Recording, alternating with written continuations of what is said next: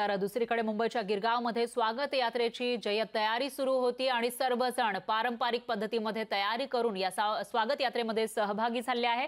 यासोबतच ढोल ताशाच्या गजरात स्वागत यात्रा निघाली। यामध्ये स्पोर्ट बाईक घेऊन सर्व तरुण तरुणी आपल्या अंदाजात खास लुकमध्ये सहभागी झाले।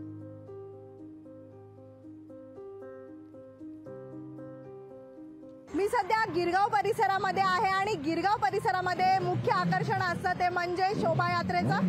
अगदीच थोड्या मिनिटांमध्येच शोभायात्रा जी आहे ती निघणार आहे आणि या शोभायात्रेमध्ये आपण पाहिलं तर सुपर बाईक्स जे आहेत ते सध्या या शोभायात्रेमध्ये पाहायला मिळतात। अगदी पारंपरिक पद्धतीमध्ये हे सगळेच तरुण जे आहेत तयार झालेले आहेत आणि आपल्या सुपर बाईक्स घेऊन जे आहेत ते या शोभायात्रेमध्ये निघणार आहेत। त्यांच्याशी आपण बातचीत करण्याचा प्रयत्न करूया।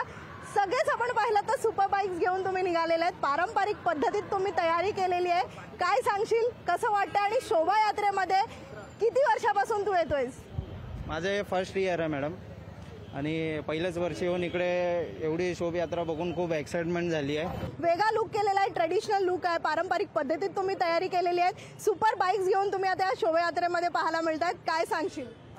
मी एक स्वतः गिरगावकर आहे, सो मला माहिती आहे की जी फील असते ना गिरगावकरांची आणि पाडव्यामध्ये रॅली आहे तो मला प्राऊड मुमेंट आहे।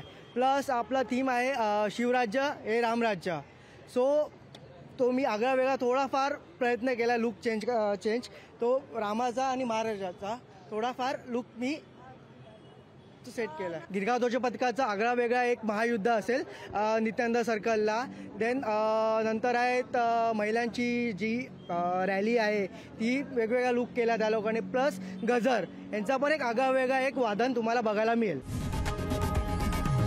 लोकशाही मराठी ऐका, पहा, जागरूक रहा।